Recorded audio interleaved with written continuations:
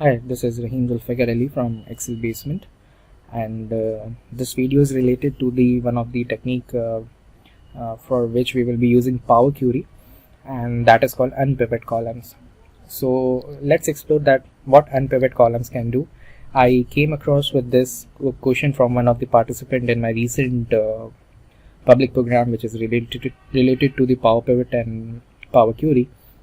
So I'm sharing with you, and might be it will be useful for you to automate this process rather than going to the complex solution in the normal Excel.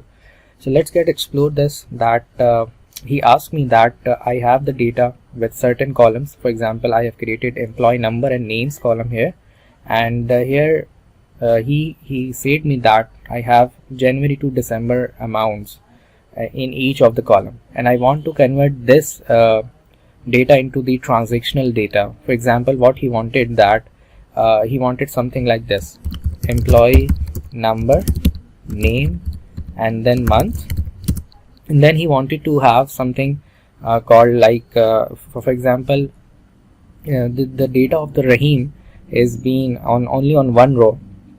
See, so he wanted to convert into the 12 rows because every month he wanted in a separate row. So he wanted the January figure to be written here, 37, then 46, then 47, and the information which is employee number and names will remain the same here until the data of this one row will be distributed in the 12 rows. And then again the second employee will be picked up, and the data of this horizontal will be converted into the vertical, right? And goes like just transactional form, each entry in an individual row. So that how we can do that in the Power Query. So we can also do in the normal Excel with the help of some additional helper columns or some other techniques, but I guess in the Power Query it's a bit easy. So let's explore. First you need to select the data, make it into a table format. For doing that, go to Insert tab and click on Table. Okay. And if you want to give it a name that you need to further use into the Power Pivot for the further DEX and analysis point of view, so you need to give a formal name here, but I just want to show you a demo for the unpivot column, so I am just going with the default name.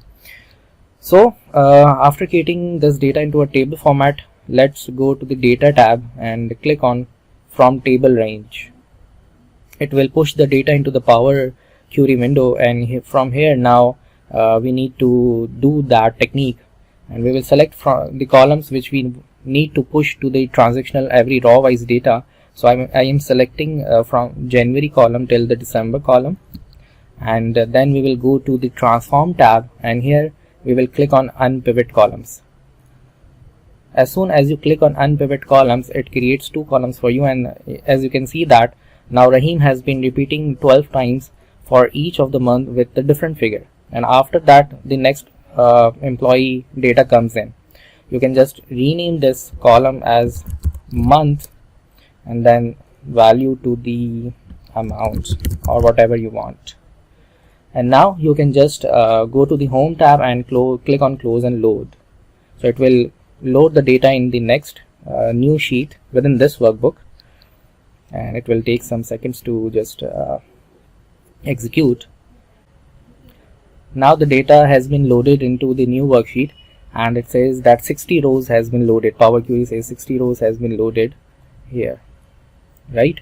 So the actual data was only for the 5 rows, but each have the 12 transactions, 12 months transactions, so it converted into the 60. Now what happens that if a new employee comes in, for example, let me add one more employee, Ali, and let's say I am just repeating all those amounts for the Ali as well, which were for the Ahmed, and I will now I don't need to again repeat that process in the Power Query. I will go to this data set, and here at the bottom, within this data, I will go to the Data tab and click on Refresh. So the data of the Ali automatically been fetched and transformed as we did in the Power Query. So all these steps have been recorded in the Power Query, and for the next time when there will be increase in your data, you just need to go and refresh, and the Power Query on the backend will run all those steps you recorded at the first time, right? So this is very easy, and no technical side of the Excel is required, just a Power Query and the front end options, and it gives you a lot of ease and advantages at your workplace to make these kinds of steps automated. Thank you.